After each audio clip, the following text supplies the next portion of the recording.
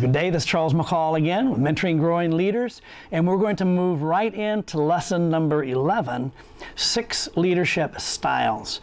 So we're going to be studying about 6 different leadership styles. There are many, many more different kinds of leadership styles. I've just selected 6 of them that I think are some of the more common leadership styles. It's important for us to understand what our natural leadership style is, and also we need to learn the skills of different leadership styles because we will use a different style in different situations. That is the characteristic of a mature leader, of knowing what style of leadership to use in what kind of a situation.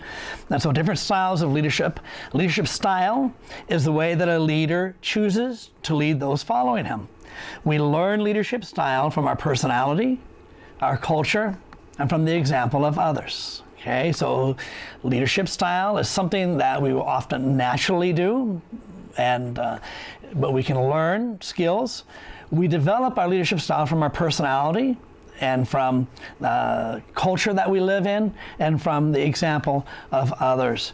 And so back to our personality, which I spoke a lot about in our previous lesson. I want to emphasize again that our personality style, our personality will affect how we lead. Our personality, again, it's important to understand our personality strengths and weaknesses. It affects our relationship with people, affects our relationship with ourselves, and it affects our relationship with people. And so again, just to bring myself as an example, I'm a melancholy personality. I would prefer to be alone rather than to be with people. I prefer to not talk and just listen rather than to lead the discussion. But here I am on camera. I've been on stage in front of thousands of people.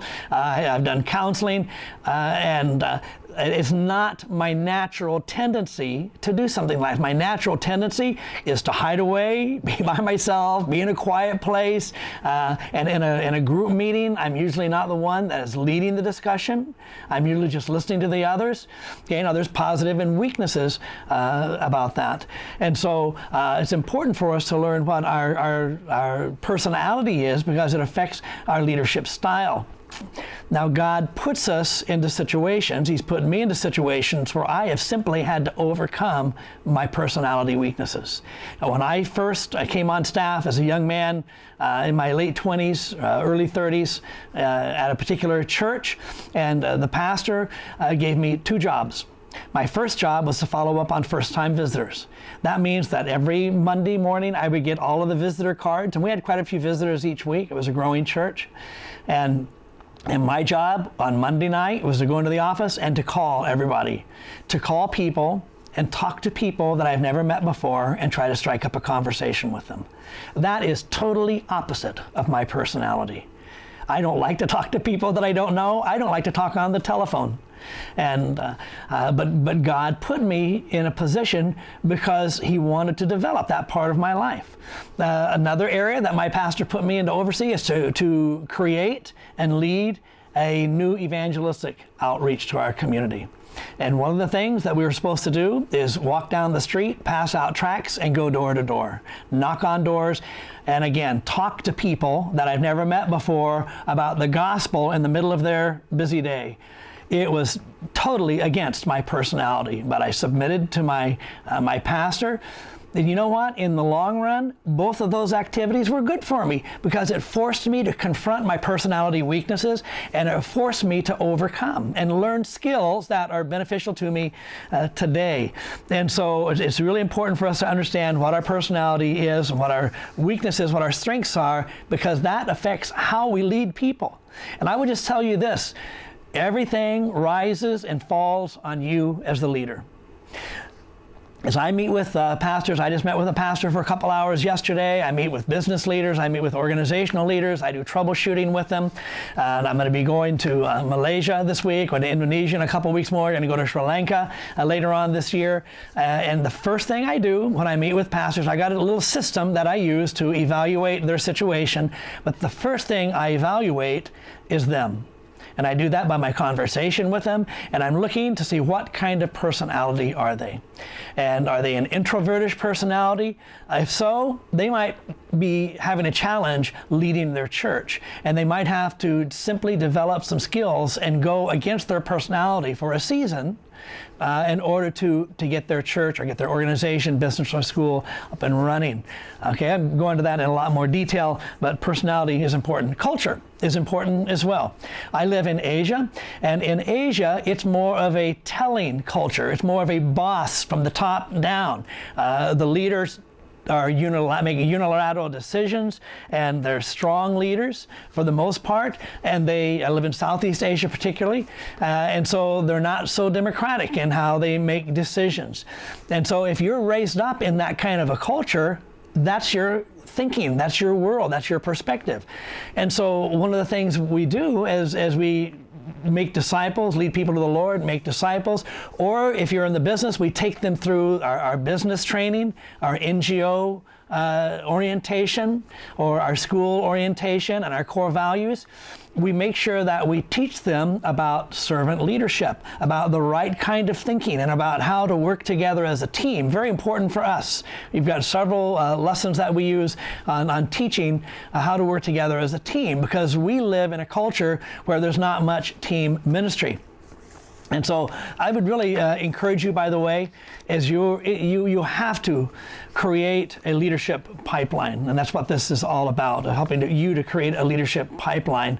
And you have to put in it these lessons, I hope, your own lessons. And again, I have materials I can send you for free on working together as a team.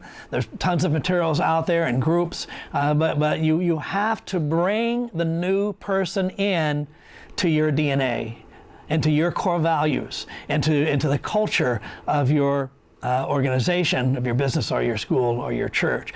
Do not assume, please take this advice from me, do not assume that new people that come in, even people that have been around for a while, have the same DNA and have the same values and have the same thinking as you.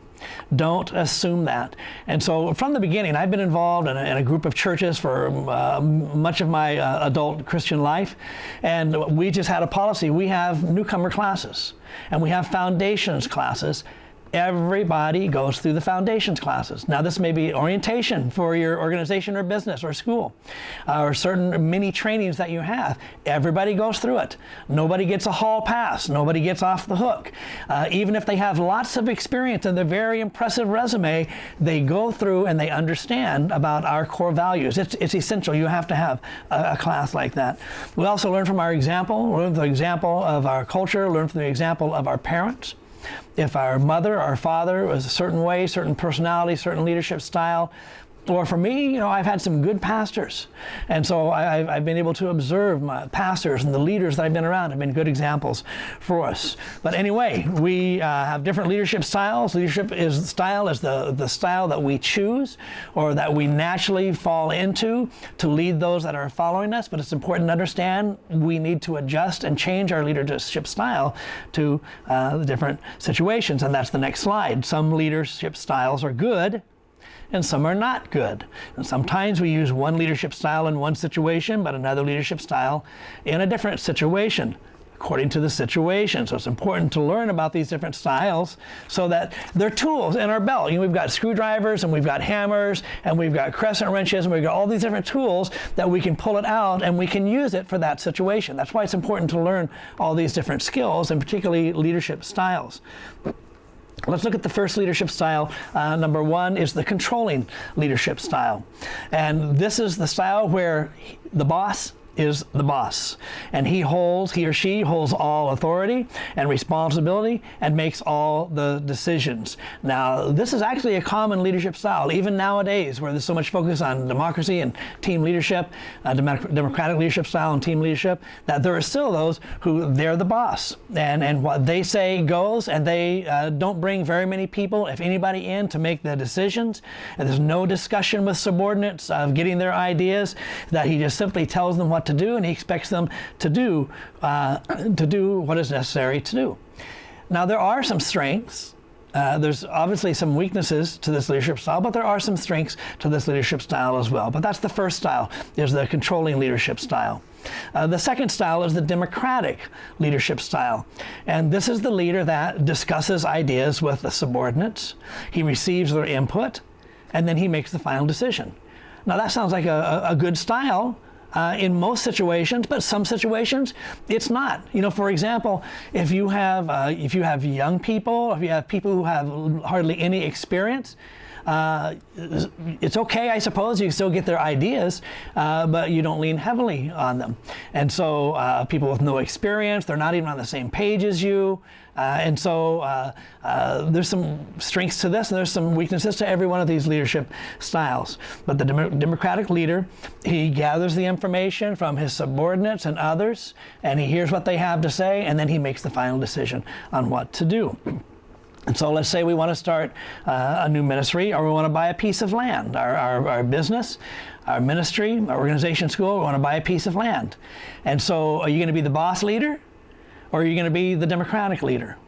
Seems to me that democratic leadership style would be a good style to use during this time, because it's a lot of money. You could make the wrong decision, and so you bring together your team, you bring together your advisors, you hear what they have to say, and then you make the final decision on it. And then after you make the decision on it, then you delegate it for them to do. It's really important. Just because the leader or the senior leader makes the decision doesn't mean that he or she has to do it all now. But the decision is made, and then he delegates that to people who have more competence than he has. So a leader doesn't have to have all the skills. This was a big revelation for me years ago, is to realize, you know what? I don't have to know how to do everything. I just need to know generally a little bit about everything, and I need to know the general direction that we're going on. I was the director for the American Red Cross emergency response in Northern California, 18 counties in Northern California for about 4 years. When I went into that job, I had no experience whatsoever doing that.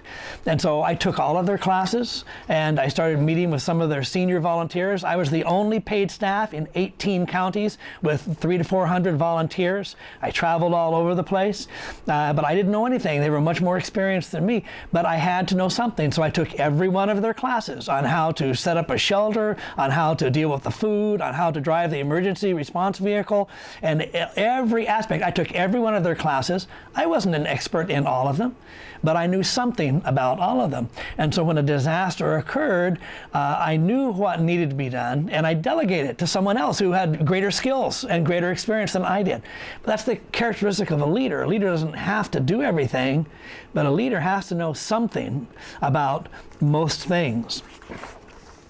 So the leader knows his limits also, to realize that, you know what, I should not be doing that. I'm not the best one to do that. But really, leader has to be willing to allow, this is huge too. If you're a lower level leader, a new leader, a mid-level leader, this is really important for you to understand, is that you don't have to do everything. You must be willing to release what you're doing to someone that can do a better job than you. I just met with a pastor yesterday, and he has a worship leader, but he's found someone else that's a better worship leader. So he'd like to move this new worship leader in to start stepping up. But the old worship leader got angry, didn't come to church for a week, got upset, his feelings was hurt. Now the new leader may have approached it in the wrong way. Well, let's say that he did approach it in the best way that he could, in a proper way, a tactful way. But often the key is we don't want to give up our authority. We don't want to give up our position. We don't want to give up our limelight. This is a key issue. If you're a leader at whatever level of leader you're at, you must be willing to step aside for the benefit of the church, of the business, of the organization, of the school, of the kingdom of God. You must be willing to step aside and let someone else who's better than you do it. That's mature leadership. That's mature Christianity. That's a mature human being. Another style of leadership, a third style of leadership, is the transformational style of leadership. The transformational leader empowers others to change and to accomplish more than they think that they can accomplish. I really like this.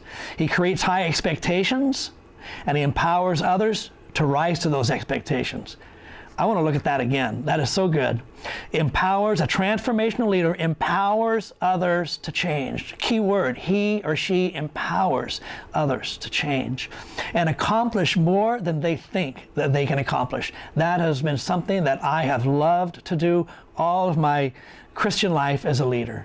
I love to empower others. I love to see people that have some potential and be one person in their journey that speaks into their life, that gives them hope, and just helps them to break out and do something that they didn't think that they could do. He creates high expectations. A transformational leader creates high expectations, but then he helps his followers rise to those expectations. He casts the vision and he sets the standard. This is where we're going. This is what it's going to look like.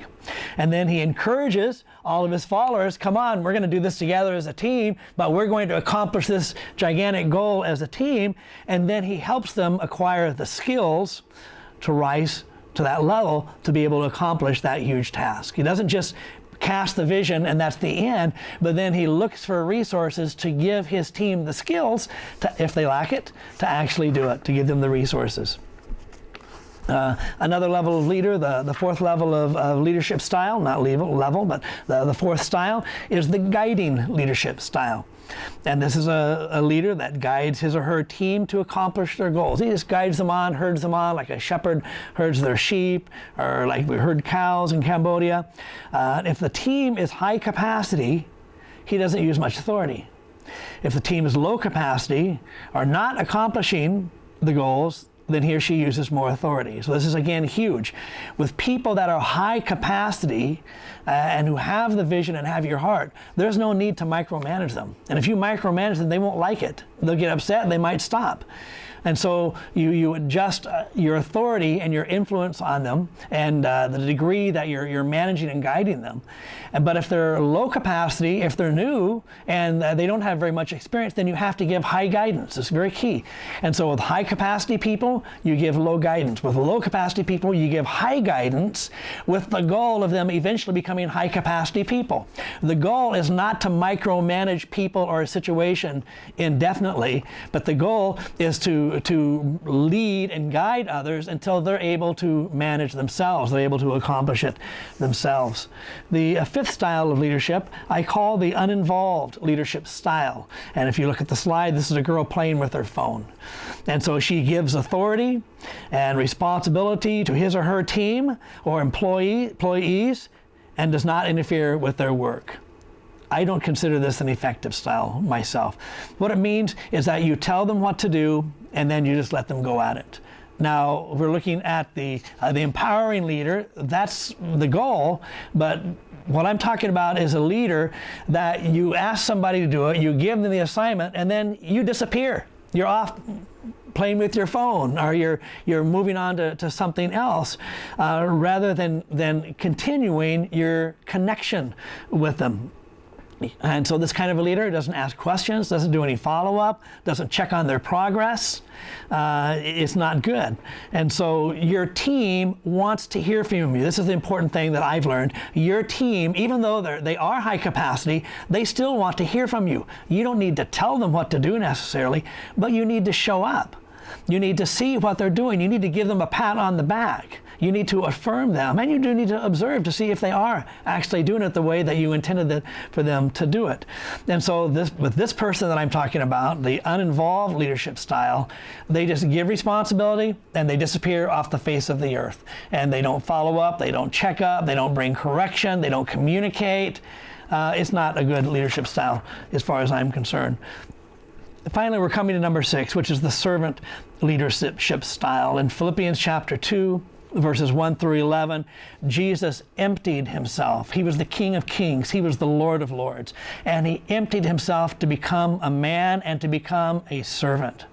Jesus left the glories and the splendor of heaven to come to this earth to serve humanity. He's our model. John chapter 13, verses 1 through 5, again, as Jesus was coming to the end of his earthly ministry, he washed the feet of his disciples. He became their servant. And so this model that we're talking about here comes from the Lord Jesus Christ himself. So a servant leadership places the benefit of the people being led over the self-interest of the leader. This is huge. Let me say this again. Servant leadership places the benefit of those being led over the self-interest of the leader.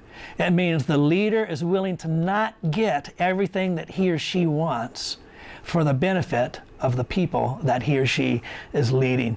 We lead not to lift us up or to bring success to us, but for others. Jesus left heaven for us. The Christian businessman, businesswoman, they run a business not only for their profit, they run for a profit.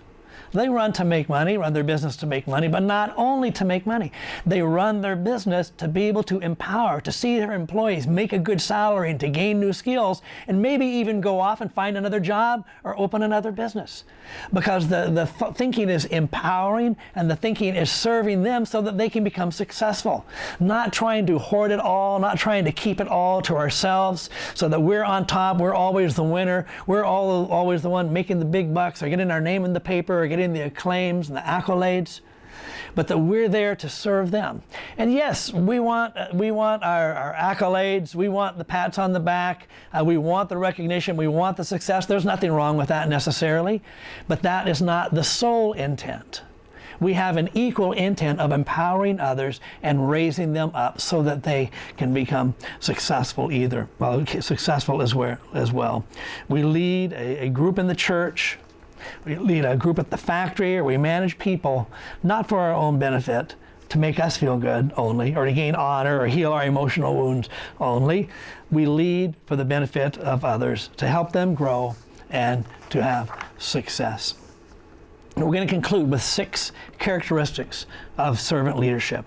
Number 1, a servant leader opens his or her heart to others.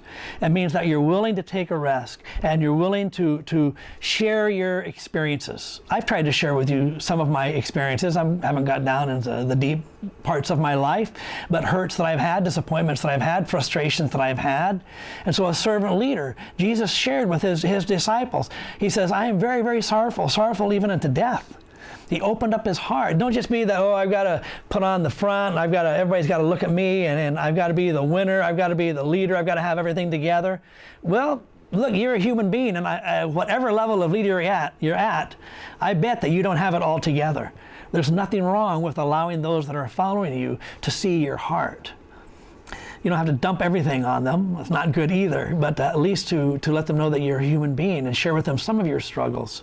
But as a leader, you have struggles, but you also have answers, right? A servant leader values others. You really consider that person has value. That cleaner in your place of work has value. That secretary has equal value. And that assistant, that vice president, that cook in your business, your restaurant, or whatever position they may have, they have value. And so a servant leader sees value in others. The third characteristic, a servant leader develops others. This is one of my strengths. Leaders develop other leaders. That's a key characteristic of leadership, is that you develop other leaders. What you have, this is what I'm trying to do to you. I'm trying to develop you. I'm trying to take things that I've experienced in my life and some skills, experience that I have. I'm trying to pass it on to you. I do this on a daily basis, whether I get paid for it or not. This is my lifestyle. I'm a leader. And so a leader develops others, imparts to others, and gives them resources, and gives them advice, and trains them up, and helps them solve problems, helps them discover what their weaknesses are so they don't get caught in that as well. The next slide, number 4, servant leaders share their leadership responsibility with others. Another key is that a servant leader doesn't just do everything, doesn't hoard it, keep all the fun stuff to himself. But he shares the leadership responsibilities with others. You develop others, and there's a process through which we develop them. And as they begin to rise in responsibility and understanding, we give more and more to them. There's a process that we go through. But you share your leadership responsibility with others. Again, this is just a lifestyle for me. I have a course that I have a small booklet that I've written. I have a course that I'm going to be developing called the Disciple Making Leader. The concept of taking who we are, who you are, and intentionally imparting that to others to raise them up. So that they can also be as effective and as successful as you are. And so that's the thinking here. You're sharing your leadership responsibility with others. Number 5, servant leaders lead and show the way. This is a curious thing about leadership. Leaders lead. The leader knows the way. The question is, how do you know the way? How do I know the way? How do I help someone who is a new leader to be able to see the end? Well, everything starts with vision. And so we read books, we attend seminars, we attend classes, we especially talk with other leaders who have been there and done that already. And so that begins to form a perspective. I was in a very successful church that grew fairly rapidly, good leadership team, not too many problems. And so I have a model in my mind. And so when I help other pastors who are planting churches, from my experience, I know where to go. Or I've taken a seminar. I may not have personal experience in some areas, a business, for example, but I can give some basic guidance because I know basic principles. And so I know what it's supposed to look like in the end. And so servant leaders lead, and they show the way by reading, by asking, by visiting other institutions and learning from their successes and learning from their failures. And so we start accumulating a picture, a knowledge base, and an understanding of what it's supposed to look like, and so we can show the way. Servant leader number 6 builds relationships, and so we have a lesson on relationships, skills, developing skills with people. And so the servant leader builds relationships and builds partnerships with others. And so I believe that our reward as leaders are the people that we lead. That's what I believe. People are our reward. The people in your business, your customers, your employees, the people in your school, the students, the cleaners, your teachers, the parents, the people in your organization that you serve in the community, or the people in your church, your staff, volunteers, your congregation. This is our reward. As we see them move up to a new level, we see them gain success and overcome, that becomes our reward in this life. And so we're looking at the questions here. And again, I want you to break into groups of 2 or 3 if you're in a group or if you're by yourself. What has been your experience with different styles of leaders who have been over you? What's your experience? What's been your positive experience, and what's been your negative experience with leaders that have been over you? Second question, which style of leadership do you like? Out of all these that we've mentioned, which style of leadership do you particularly like? And of the 6 characteristics of a servant leader, which do you like the best? Which one touches you? Which one pulls your strings and gains your interest? Thank you. Looking forward to our next meeting.